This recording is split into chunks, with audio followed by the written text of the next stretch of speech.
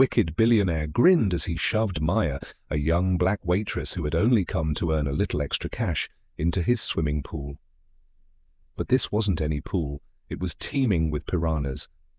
The water exploded around her, teeth tearing at her skin, pain shooting through every limb. She thrashed, barely keeping herself afloat, while the billionaire and his billionaire friends and audience laughed until the impossible happened. Welcome back, my beautiful family and friends. If you're hooked in and you're ready to enjoy this story, click subscribe and let me know in the comments where you're watching from, because tomorrow I will be giving you another story just as interesting as this one, and you don't want to miss it. Now let us begin. The invitation had promised a night of glitter, opportunity, and tips beyond her usual paycheck. Maya had never worked a private event like this. A local waitress, scraping by with extra shifts wherever she could find them, she had taken the job purely for the money, and maybe a little part of her curiosity. She had no idea what awaited her behind the gilded doors of Robert Selner's mansion. The hall was a cathedral of wealth. Marble floors gleamed under the warm light of crystal chandeliers. Waitstaff in crisp uniforms moved in synchronized silence, balancing trays of champagne and delicate canapes. The guests laughed softly, their voices a melody of privilege, entirely unaware of the edges of danger lurking beyond the polished gold. Maya felt small in the vastness, her uniform ill-fitting, her hands clammy. She adjusted her tray, trying to steady her nerves. She had worked plenty of tables before, but something about this party, the sheer opulence, the hush that followed Selner wherever he went, made her pulse quicken. Robert Selner appeared without warning. He didn't announce himself. He didn't need to. His presence filled the room before he stepped onto the marble landing. Billionaire, collector, predator in a tailored suit. Maya's eyes followed him instinctively as he scanned the crowd. She tried to focus on her tray, but her gaze kept returning to him. There was a coldness in the way he looked at people, like he was measuring their worth in seconds. Her hands shook slightly as she approached a table of laughing executives. One misstep, one dropped canapé, and she would have felt the full weight of this man's scorn.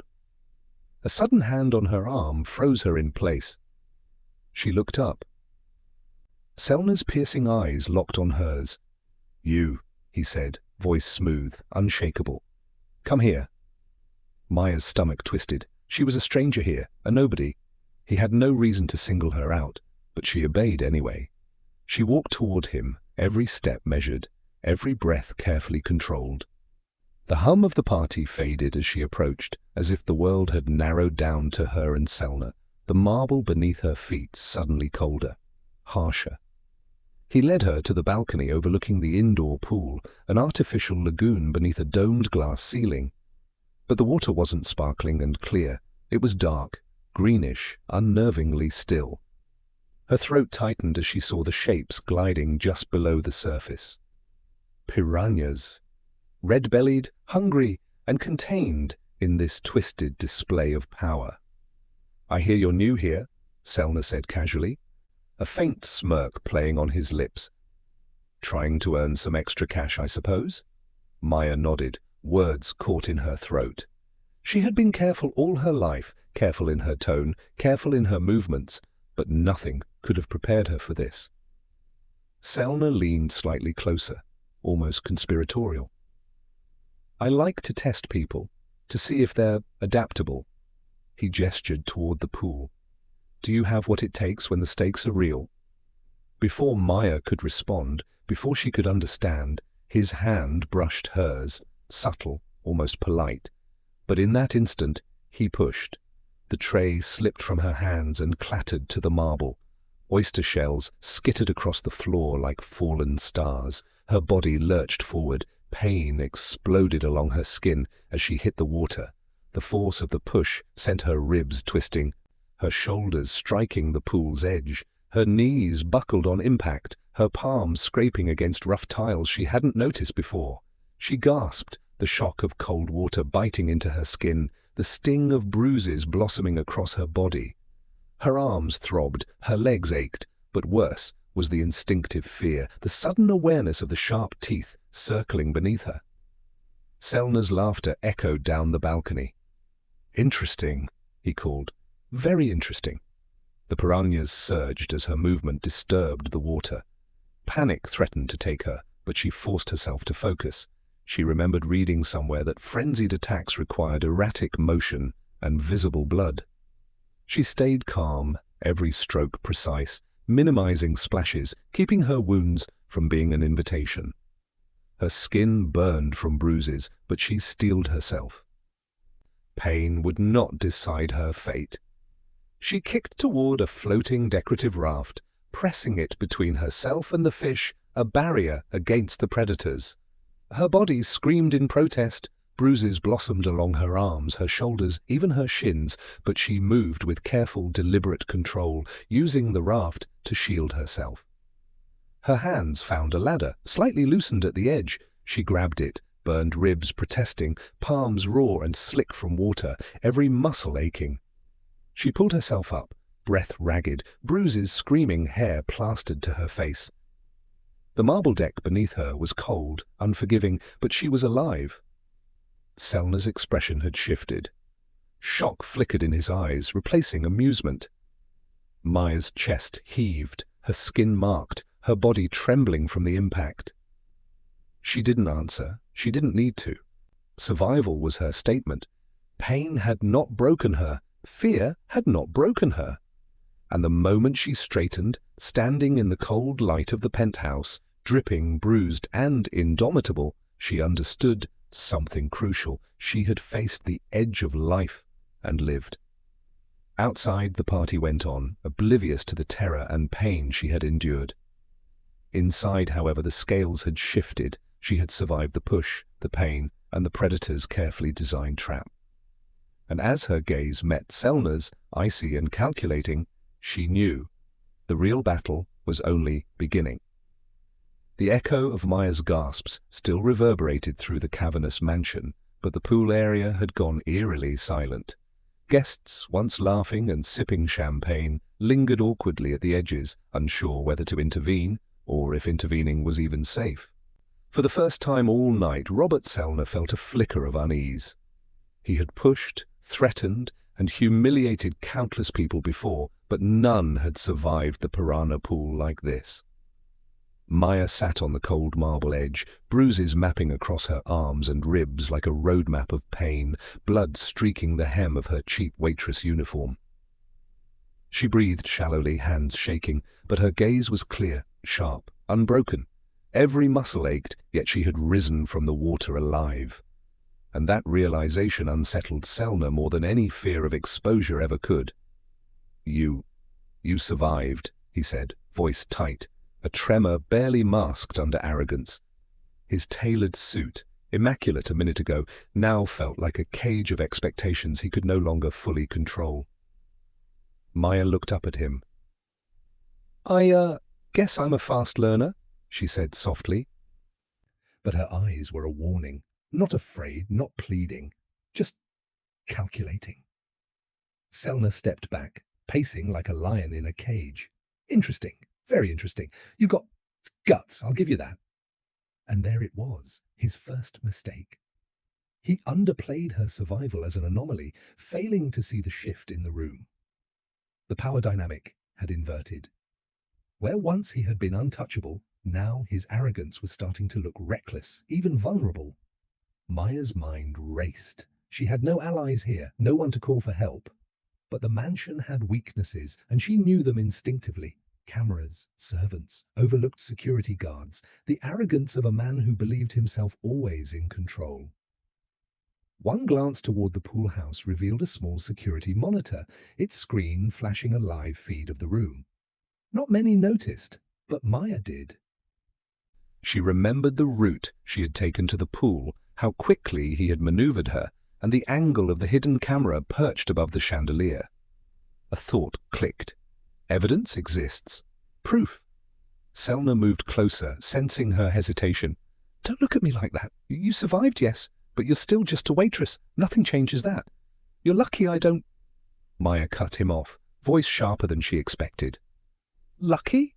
Or careless? Maybe someone else sees what I see." She nodded subtly toward the monitor. You know that thing up there? The one with the red light? I can see myself. And so can everyone else who's connected to this party.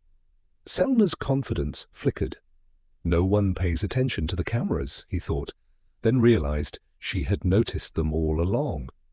The arrogance he relied on, his assumption of invisibility, was crumbling. A small group of staff and security personnel lingered near the back of the hall, whispers rippling like water over stones. Some had caught the incident, but most had hesitated to act. Now, seeing Maya alive and defiant, murmurs of astonishment and concern spread.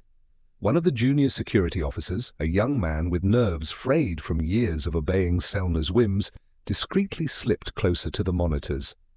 His hand hovered over the emergency button, a silent choice between obedience and morality. Selna, sensing the subtle shift in attention, tried to assert dominance. Enough theatrics. You got wet. Big deal. Go, clean yourself up. Pretend this never happened, or I'll... Maya interrupted him again, calm but cutting. Pretending never happened is easy for people like you, but there are records, Mr. Selna, video, witnesses, everyone who watched, everyone who stayed silent. They're part of this now. For the first time that night, the billionaire's smirk faltered.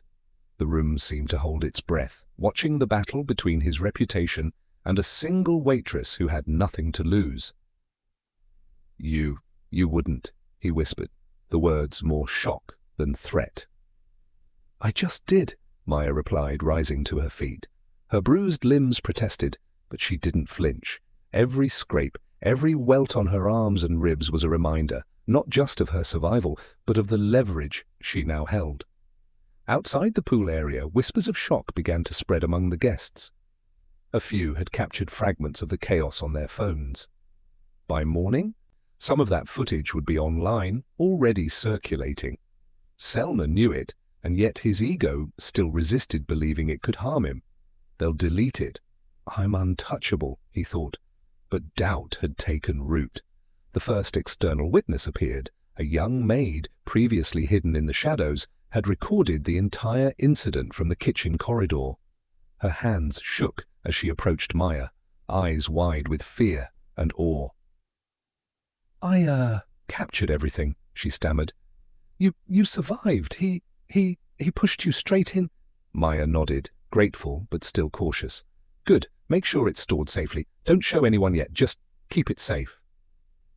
Selna's eyes darted to the maid, then to the monitors, then back to Maya. You think you've won? Do you have any idea what you're dealing with? People like me don't go down for something like this. But he did know. Deep inside, a kernel of fear sprouted. Not fear of physical harm. He had survived threats before, but fear of exposure. Fear that the world could see him as the predator he truly was. That fear was a new current, twisting and unpredictable, and it unnerved him more than the Piranha pool ever could. Maya, despite her pain, allowed herself a small smile. Not of triumph, not yet, but of understanding. She had survived, she had leverage, she had witnesses, and more importantly, she had her own courage, the kind Selna had underestimated, as he always did. The chapter closed with Selna retreating to his private study, slamming the door behind him. He picked up his phone and dialed his lawyer, voice tight. Something happened tonight. We need to control the narrative immediately. Meanwhile, Maya leaned against the marble railing, taking a shaky breath. Her body ached from bruises, burns, and raw skin, but the adrenaline still pulsed in her veins. She knew this night was only the beginning. The danger wasn't over, but the scales had shifted. The predator who had thought himself untouchable had been exposed, even if only to her. And she had already started planning the next moves that would ensure the world could see the truth. The mansion had gone quiet after the chaos by the pool, but the storm was far from over. Maya sat in a dimly lit corner of the servants' wing, a damp towel pressed to her bruised ribs. Each ache told a story, her survival etched into every muscle, every joint, but her mind was a whirlwind. She could still feel the swirl of piranhas, the cold slap of water, the sharp sting of humiliation, and yet beneath it all, something darker had begun to surface, the knowledge that Robert Sellner's cruelty was only a single thread in a much larger tapestry of abuse, greed, and power. Her phone vibrated on the marble side table. A notification flashed from an anonymous tip line she had only just set up after fleeing the pool. One message stood out among the rest, marked urgent. Maya, if you want to understand who he really is, start here. Records, footage, contracts. He's been hiding it for years. Curiosity and the simmering anger that refused to cool compelled her. She tapped the link. What loaded on the small screen made her stomach tighten. Internal memos, security camera footage, correspondence between executives, and photographs documenting incidents that had never reached the public eye. Sellner wasn't just a man with a dangerous temper or a penchant for cruelty. He was a predator in the broadest sense, preying on anyone who crossed him, or even anyone who existed in his orbit. One document detailed an incident at a private coastal resort years prior. An employee, a maid like Maya, had reported being harassed and humiliated during an event. The complaint was quietly buried, the employee reassigned to a distant location under the guise of promotion. Another file showed that a small marine sanctuary had been deliberately sabotaged, water pumps tampered with, chemical runoff increased, to force local fishermen to sell their rights to Sellner's corporations at rock-bottom prices. Maya's mind raced. Each revelation was worse than the last, painting a picture of a man who had wielded wealth and power as weapons. His physical threat, the pool, the piranhas, was only a part of his arsenal. The world he ruled was built on fear, manipulation, and silence. And for the first time, Maya realized she wasn't just fighting for herself. She could expose him. She could dismantle the empire of cruelty he had spent decades constructing. A knock at the door made her flinch. It was the young maid who had recorded the pool incident. Her eyes were wide, a mix of fear and determination. "I looked through the security feed from the past year," she whispered. "There are patterns, incidents. He's done this before. People got hurt, financially, physically, emotionally. He thinks he's untouchable." Maya nodded, mind already connecting dots. "We can't let him hide anymore. Not after tonight, not ever." Together, they began cataloguing evidence. Every email, every video, snippet, every statement. They found memos detailing bribes to local officials, approvals of unsafe construction projects, and hush payments to employees who had been injured on Sellner property. There were photographs of damaged coral reefs near Sellner's private estates, footprints of environmental devastation that he had tried to obscure. One photo in particular caught Maya's eye. A once pristine cove, water blackened with chemicals, fishermen holding nets that yielded nothing but dead fish. She felt a pang of guilt, anger, and resolve. This wasn't just about her survival. This was about the lives he had destroyed for decades. Her phone buzzed again. Another tip from an anonymous source, this time a former accountant. The files included financial statements showing off the books payments, shell companies, and donations disguised as charity work. Every action that had seemed benevolent on the surface now revealed a darker truth. They were carefully engineered to mask illegal dumping, labor violations, and bribery. Sellner's empire was a house of cards, and Maya held the blueprint to bring it down. The young maid handed her a flash drive. "This has everything from the past 5 years," she said, voice trembling. "Audio recordings, video evidence, internal messages. You didn't expect anyone would ever see this." Maya took it, her fingers tightening around the plastic casing. It felt heavier than any weight she had ever carried, heavier than the water she had just survived, heavier than the fear of the billionaire who thought himself omnipotent. But she wasn't afraid anymore. She had survived the piranhas, she had survived his pool, and now she would survive the storm she was about to unleash. Hours passed. She and the maid sifted through files, cross-referencing names, locations, and dates. They found patterns of retaliation. Employees who reported him were quietly bankrupted, businesses that resisted his buyouts mysteriously lost permits, Competitors who spoke out had audits launched that destroyed their finances. Each discovery was another layer of horror, and yet it steeled Maya's resolve. Selna had thrived in shadows. Now the light was coming. By dawn, a plan had begun to form. Maya would not act recklessly. She would not confront him alone. This was bigger than personal revenge. It was justice.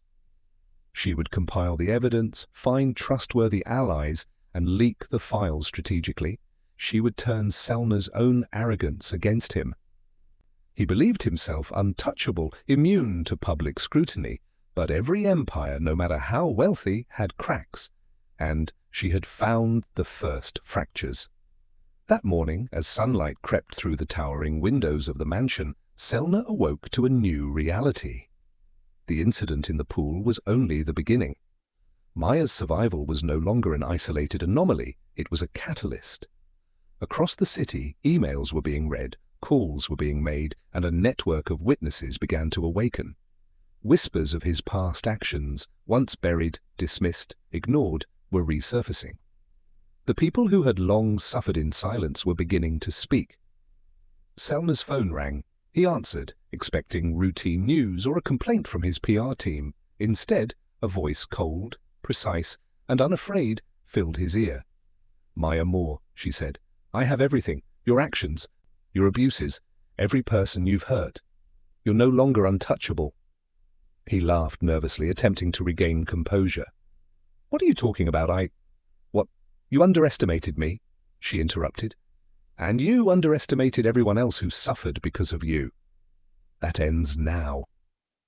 For the first time in decades, Selna felt genuine fear. It wasn't the physical threat, not even the risk of legal action. It was the realization that the truth could not be buried. He had built an empire on lies, intimidation, and control. Maya held the mirror now, and she was showing the world exactly who he was. By noon, she had reached out to journalists, lawyers, and environmental activists. Carefully curated evidence packets began circulating among trusted contacts, enough to ignite investigations without risking immediate retaliation. Victims who had been silenced were approached, reassured, and given guidance. Maya wasn't acting as a lone waitress anymore. She was an orchestrator of justice. As Selna sat in his office, reviewing the files that were slowly making their way into public hands, panic replaced arrogance. Headlines had not yet appeared, but the whispers had begun. Former employees were calling, reporters were asking questions, lawyers were reviewing contracts, all pointing toward a single truth. Robert Selna's carefully controlled world was cracking at the seams, and then came the first real shock. Maya's team had uncovered a video from one of his private parties. Months ago, a guest's phone had recorded him deliberately sabotaging a rival's event, endangering lives, all for amusement. The footage, grainy but undeniable, showed Selna laughing as chaos erupted. That night, for the first time, Selna realized that his actions, once secret, were now destined for public scrutiny.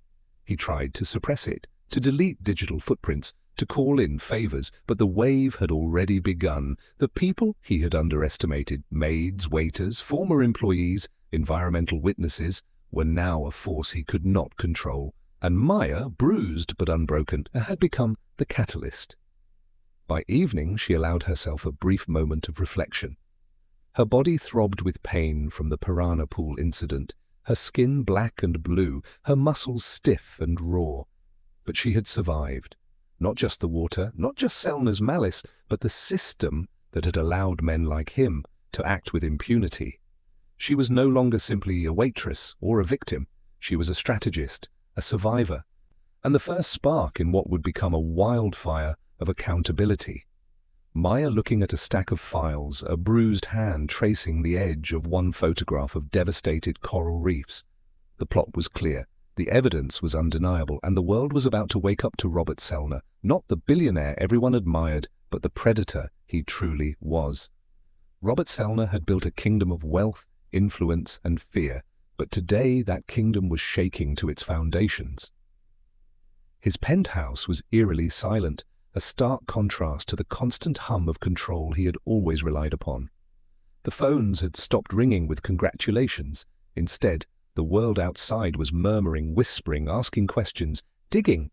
The first headlines had appeared online.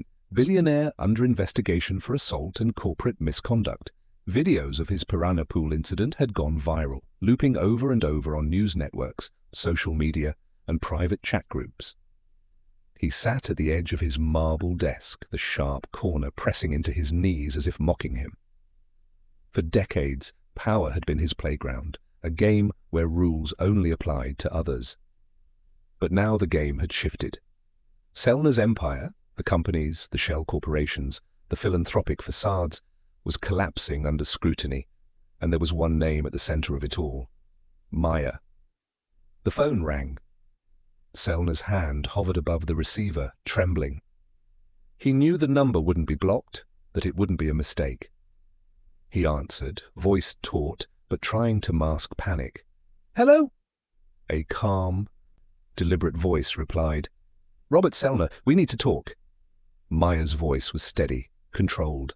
No tremor, no emotion, just the cold precision of someone who had survived piranhas and emerged stronger. "What? Who is this?" Selna stammered. "You know who I am," Maya said. "I've been collecting, documenting, and observing. Every step you've taken, every life you've tried to crush, every crime you've committed, it's all here in the open. You're about to see the world you built on fear crumble, and you're going to watch it, powerless." Selna's throat tightened.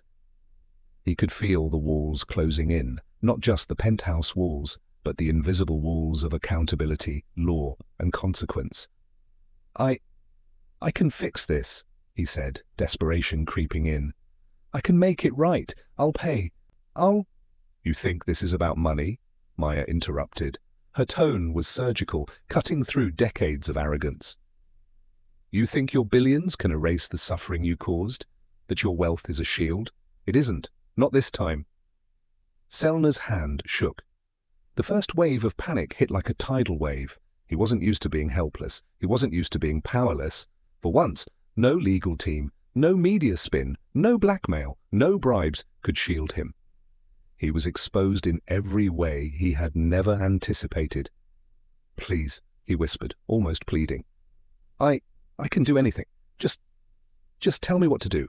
You have my life in your hands."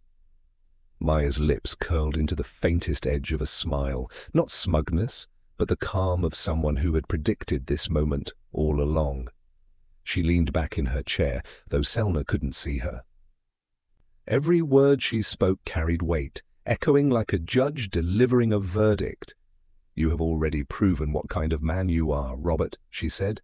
"You pushed someone into a pool full of piranhas. You humiliated, manipulated, and destroyed. You thought no one would notice. You thought fear would protect you forever. But it doesn't." Selna's voice cracked.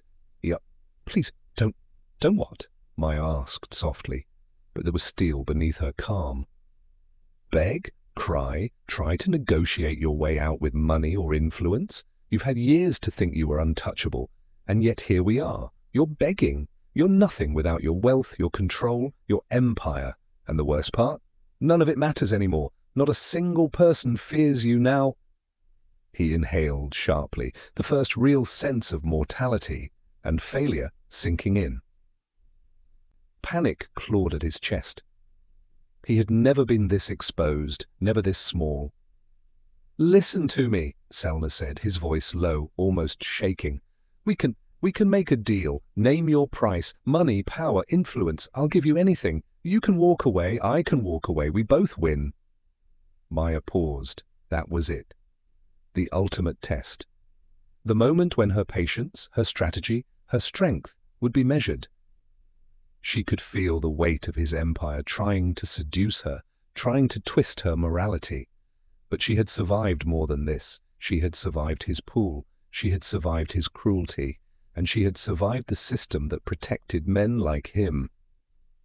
"No," she said simply. One word, deliberate, one word that shattered the illusion he had built around himself. "You have no bargaining power. You have nothing to offer." You have already proven you are incapable of responsibility, empathy, or humanity. No money, no deals, no empire can save you from what's coming. You pushed, you destroyed, you thought yourself untouchable. And now you will face the consequences of every single choice you made. Silence. Selna's breathing grew ragged, uneven, panicked. He wanted to scream, to plead, to bargain, but the words caught in his throat. The power dynamic had shifted completely. The billionaire who had once forced others into terror was now at the mercy of someone he had deemed insignificant. A waitress who had walked into his life by chance, but left as a force of reckoning. "You survived my pool," he whispered finally, barely audible. "You survived everything." "Yes," Maya replied. "And now I will make sure no one else has to survive what you did. Not your maids, not your rivals, not the people you've poisoned or humiliated. You're finished, Robert. Not because of me, but because of the choices you made." Selna's voice faltered. "Please, you don't understand. I understand perfectly," Maya said. "I understand that you are desperate, weak, and powerless. I understand that your arrogance has blinded you to justice, and I understand that this is the moment you've been waiting for all your life. Except the roles are reversed. You're begging, and I will not let you off. Not this time." His desperation escalated. He tried once more to negotiate. I'll donate. I'll give to charity. I'll fund projects. Anything. You want money for the ocean? For the people? Just please." Maya didn't flinch. Her voice didn't rise. Her calm, deliberate tone was more terrifying than his panic. "Your money cannot undo the lives you've broken, the fear you've instilled, or the damage you've caused. And even if it could, it would only be a fraction. You're not buying your way out this time. You're not buying silence. You're not buying mercy. You are finally learning what it means to face consequences."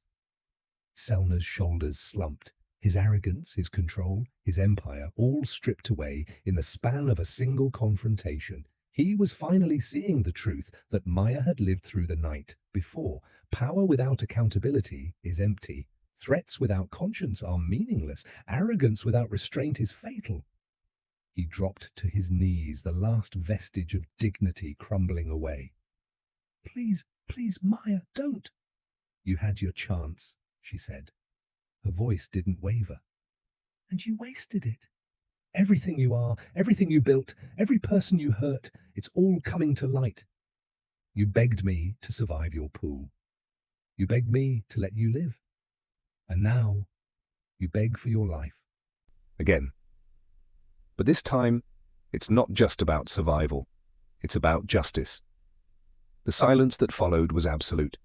Even the city outside seemed to pause. Selna sat there, finally comprehending that the piranhas were gone, but the predator he had underestimated was not. Maya didn't hang up. She didn't threaten. She didn't gloat.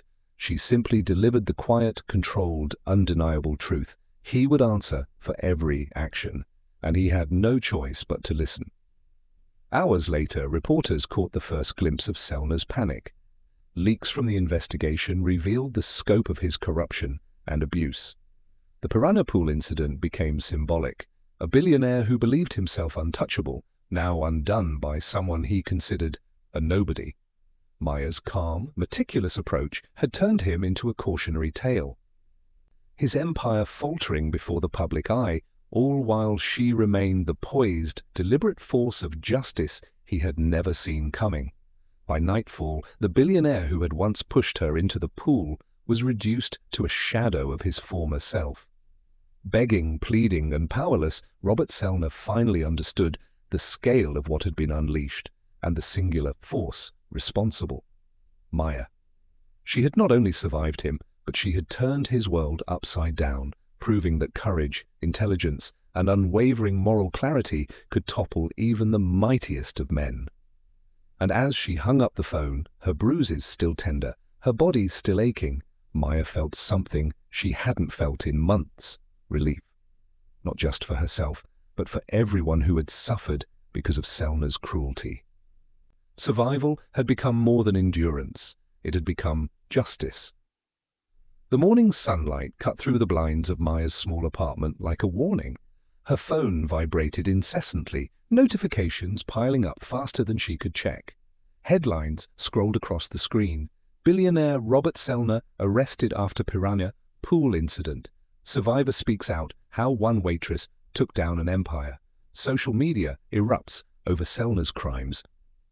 Maya's hands trembled slightly, not from fear, but from the weight of it all. In the days following her confrontation, the ripple effects had spread like a storm across the city. Federal investigators, tipped off by her meticulously gathered evidence, had moved swiftly. Subpoenas were served, surveillance footage, internal emails, and witness testimonies converged into an undeniable narrative of abuse, corruption, and deliberate endangerment. Selner had been taken into custody the previous evening. Handcuffs clicked over his wrists, a sound that echoed louder than any siren outside. For decades, he had believed himself untouchable. Wealth had been armor, arrogance a sword. Now, his empire, the sleek penthouses, the private jets, the yachts, the charitable fronts, was under investigation. And the man who had tried to push Maya into a piranha-infested pool now sat behind bars, facing charges that would make his name synonymous with scandal. On the courthouse steps, reporters pressed microphones into Maya's face. Cameras flashed incessantly, reflecting off her bruised yet resolute skin. The world was watching. "Miss Maya, what do you have to say to Robert Selner now?" a reporter asked. Maya inhaled, the salty breeze from the nearby river filling her lungs. "I survived him," she said, voice steady. "But surviving isn't enough. People should be held accountable for their actions. And today, justice is starting to catch up." Inside the courtroom, Selner's lawyers attempted to spin the narrative, but the evidence was irrefutable. Security footage captured him shoving Maya toward the pool. Emails revealed threats against employees, and documents uncovered years of environmental negligence, toxic dumping, and bribery. Victim statements poured in, former maids, interns, neighbors, even former business partners. Each voice added a thread to the web of truth that would ensnare him completely. Maya sat quietly in the front row, bruises still visible. A notebook on her lap, filled with observations, dates, and evidence she had collected. She no longer felt fear, only clarity. This was bigger than her. This was about every person who had suffered silently under someone else's arrogance. The trial unfolded like a crescendo of accountability. Each day brought new revelations. Selner had falsified environmental reports for decades, bribed city inspectors, and manipulated employees into silence. Every attempt to intimidate witnesses backfired under Maya's careful documentation. The courtroom itself became a stage for justice, every corner echoing the magnitude of his crimes. Outside, the media coverage was relentless. Hashtags calling for corporate accountability and justice for survivors trended globally. Maya's story, once personal and isolated, became symbolic. She was no longer just a waitress who had survived a billionaire's cruelty. She was the embodiment of resilience, intelligence, and unwavering moral authority. The most satisfying blow came on the day of sentencing. The judge, a woman whose own career had been shaped by defending the powerless, delivered a statement without hesitation. "Robert Selner," she began, eyes unwavering, "you have spent decades using your wealth as a shield, your status as a weapon. Today that shield is gone, that weapon is useless. You are hereby sentenced to 15 years in federal prison for assault, environmental violations, bribery, and obstruction of justice." The courtroom gasped. Selner slumped in his chair, face pale, hands trembling. For the first time, he truly understood powerlessness. Outside, social media exploded, and memes circulated of Selner sitting in court, juxtaposed with Maya's calm, resolute image, a testament to the shift in the narrative, a reversal of power that could not be undone. Maya didn't stop at justice. That evening, she filed the paperwork for the Ocean Justice Initiative, a foundation dedicated to exposing corporate negligence, environmental abuse, and workplace exploitation. Seed funding came from crowdfunding campaigns, individual donations, and partnerships with advocacy groups inspired by her story. Her mission statement was simple: no ecosystem left behind, no voice too small to matter. Within weeks, university partnerships formed. Students from underprivileged neighborhoods gained internships and scholarships. Mobile labs sailed to contaminated coastlines, testing water, training locals, filing lawsuits before toxins spread further. Maya became a mentor, an advocate, and a symbol of systemic accountability. The transformation from survivor to victor was undeniable. The woman who had walked into Selna's mansion as a stranger, hoping to make a few extra dollars, now held the moral high ground over a man who had once believed himself untouchable. Her influence extended far beyond courtroom victories. She inspired a movement, one that demanded consequences for the wealthy and powerful who thought they could act above the law. And as she stood on the deck of a research vessel one morning, watching corals slowly reclaim the reefs Selna had poisoned, Maya felt a quiet satisfaction. Not vengeance, not triumph in cruelty, but the profound understanding that her survival had sparked something greater: justice, accountability, and the relentless pursuit of truth. The billionaire who had tried to destroy her was behind bars, stripped of wealth, reputation, and power.